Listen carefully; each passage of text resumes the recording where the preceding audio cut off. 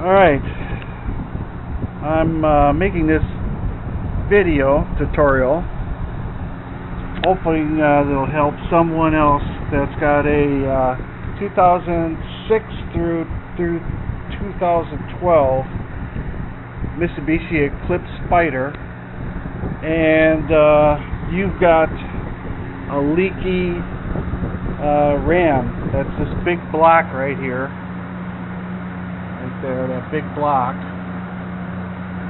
I just had this one repaired. Cost me $250. A shop in Bradenton, Florida. I live in Northport, so the shop in Bradenton, Florida, I'll put their information in the tutorial on the bottom. But I didn't have time to make a video taking it apart, so I'm just going to do short segments of how to put it back together again. Hopefully I remember how it goes. So here we go. Anyways, the first thing I've done is I connected up the two lines. There's two lines right here and right there. You can't see them. They're down there. Get something to point with. Alright, two lines, one right here and another one right there. Don't mix those up. Mine, the top one had a number 13 on it, so I knew that went to the top hole. Anyway, there's little clips that push off to the side. They're kind of hard to get off. I used needle nose pliers once I got this whole assembly out and was able to grab it, but I used the needle nose pliers to squeeze between here and the side of the block right there. Okay, I squeezed the clip so it went that way, because it holds, it's just a pressure clip, that's all it holds that hose on, the bottom and the top. There's two O-rings, and the O-rings, as I was told, usually stay in the block, or whatever, if you're doing one of these or one of those, doesn't matter. The O-rings usually come off when you pull the hose off, and they stay in there, and the rebuilding place will take the O-rings out, and they'll give you new ones. So I've put the new ones on, and I've reinstalled the hoses. You can see the grease. I used just regular wheel bearing grease.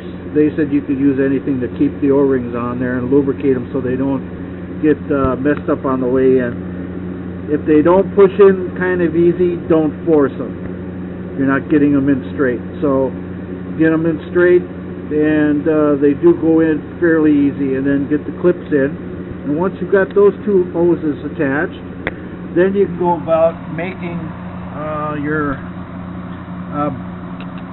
ram, I guess that's what it's called, back in the car. There's two bolts that hold it to the frame of the car. There's one here, right there, and there's another one that's right down there. I don't know if you can see it or not. There it is, right there. See the bolt? Okay. Those two bolts, the top one's an easy one to get in. The bottom one, not so much. What I did is I put tape around the head of the bolt, and I used a deep 14, those are both 14s, deep socket to start it. And I put tape around it so it would hold the bolt, so I wouldn't have to mess around with the bolt falling out, or out of the socket all the time. So once I got it started, and be sure that one's easy to cross thread, so be sure you get it in there straight. Once you got that bolt in, then, oh, by the way, you have to disassemble quite a bit of this. This bracket right here, this bracket, and this bracket right here, and there, that bracket, this other side of the bracket right here, this side, those brackets have to be removed and Alright, and there's a third one You probably can't see it, but anyways, there's one here. I can't get my... There's not enough room to get my hand in there or anything. But take my word for it. There's 3 bolts that go in there, and you have to wiggle that bracket around so the bolt holes line up. Kind of like that. You can't really see. This is a very tough situation right here. Anyway, I've taken the panel off for that seals the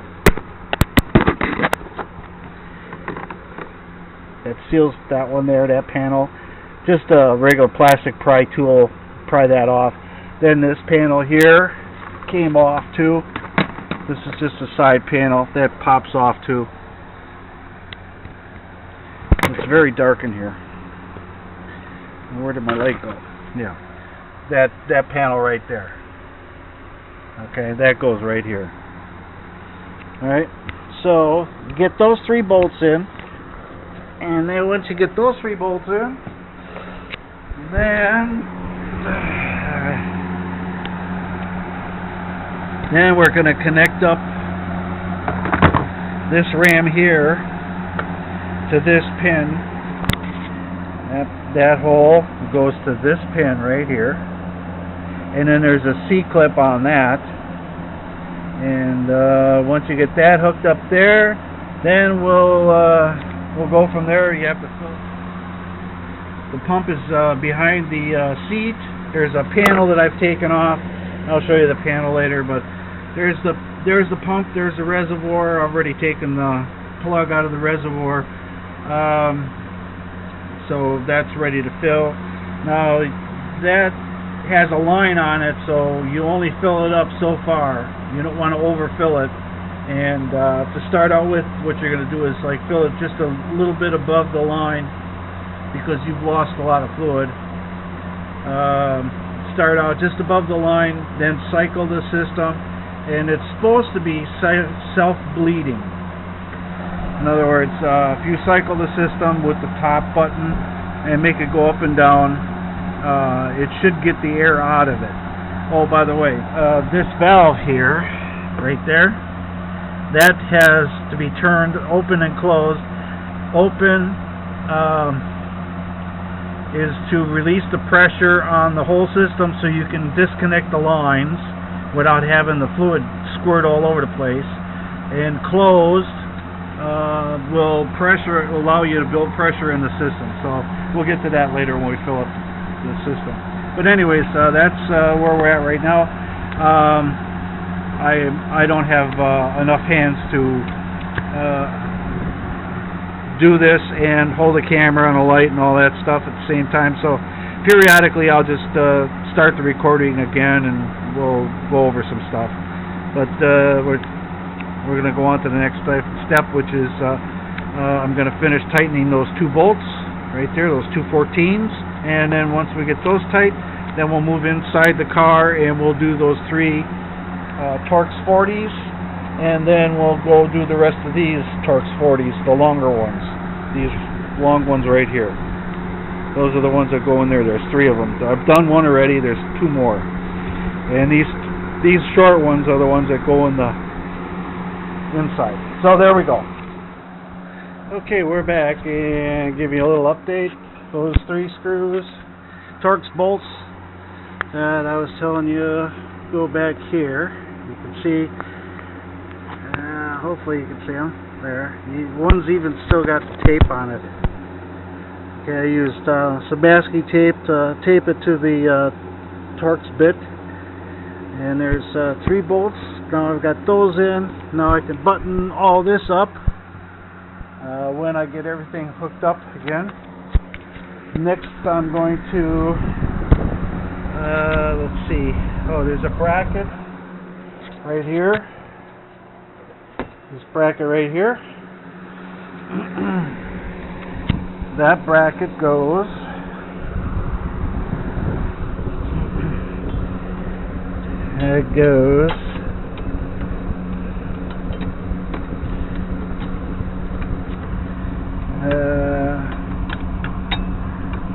Alright,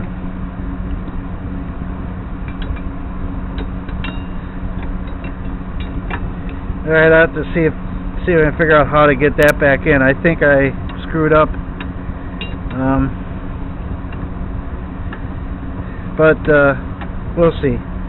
Alright, we're gonna pause. Alright, we're back. And we got everything pretty much buttoned up. I got that bracket in. How I managed to get the bracket in was I took the C-clip off this side. There's a C-clip right there. Took that off. Then I was able to take this bracket off right here. Once I got that bracket off, I was able to slide this bracket in on this side of this block, because there's a big piece that's got a bolt on it. I don't know if you can see it up there, but there's a stop on there, just like this one. There's a stop. So that's what prevents me from getting that in. Once I got that back on, then I put that bracket back on again, put that C-clip back on, that C-clip there, and then there's two 40 Torx bolts right there and there that hold that bracket on, and that pretty much does it. I put the C-clip back on this small ram right here, goes on this pin, and there's a C-clip here. Now there's a tension spring here that when they put the new top on, I don't know what he did to this one, but it's they were supposed to give me two brand new tension springs, and what this does is when the top goes down, this part goes down, there's a hole right here. You can't see it, but there's a hole that spring, that end of that spring goes in. And when this arm goes down, it pulls on this. There's a long rod that goes on at the end of that spring and attaches up here. And either he didn't put it on correctly, or I don't know what he did. But this side here is supposed to go down further than it does. This is not down as far as it's supposed to go. If you pull on that spring, and watch the top when I pull that spring. I don't know if you can see that, but it pulls that tight, and that's what that's supposed to do. I'm just pulling on this spring, and so I'm trying to think. It's too long to go in that hole where it's supposed to go anymore, by about a good inch and a quarter, inch and a half, and outside of. I was wondering why this side was always higher than the other side, which is one of the problems I had with the old top. Is this side started creeping up, and it was because that spring had broken and there was no tension on it, so it was just flopping in the breeze. Same with this. When I go down the road, I'm sure that because that spring's not holding this tight, that's where I'm getting a lot of that air noise from. So I'm going to try and fix that as long as I'm working on it. The only thing I got left to do is to button up the inside, put all those pieces back in, which are just snapped in. Then there's a cover that goes in here that goes over this and that. Before I put the cover on, I'm going to fill up the pump with fluid. It takes special fluid. Where did the fluid is in here. I've done some rearranging so I don't there's the fluid right there.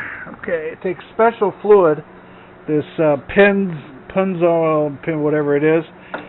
It's like $20 for a small container of this, and maybe it was more than that. I know it was a lot of money. I got it on eBay even, so when I first got this, I tried to figure out where it was leaking, and so the system was low on fluid. So I tried to fill it up to the mark. There's a line on there where you fill it to. You're not supposed to fill it above that line, otherwise I don't know what happens, but they said don't fill above that line. anyways, I tried to figure out where the leak was. I knew it was over here somewhere, but I couldn't determine where. You know, when you're trying to do this by yourself, which I am, you can't push the button, make the top work, and stand over here and see where the leak is. And I tried doing it with a camera a couple times. In order to see where the leak was, I had put the camera down in here, and then when I put the top down, it got dark in here. I couldn't see where the leak was, and vice versa. When I put it up, I couldn't see where the leak was either. So any way you look at it, I was pretty much not getting anywhere with that. So anyways, I finally got somebody to help me with that. Make sure you put all your connectors back together. I had disconnected that, connected, disconnected, just to give me a little more room, and plus I pulled them out of the little holes that the tabs went in. So we're all buttoned up as far as all the brackets, hinges, and all that stuff, except for that spring. I'm gonna work on that, but I'm gonna go fill the fluid up with that stuff, and then circulate the top a couple times and see if I got any leaks. If I do, it'll be right down here. I had a massive puddle down here. That's what the cloth is for, but this is all full of fluid, so I got to clean that up a little bit. And yeah, that's the long and short of it. Before I button up the inside and put the cover on, the plastic decorative cover that covers up all this stuff. We'll cycle it a couple times and see how it works. Okay, well, that'll be next.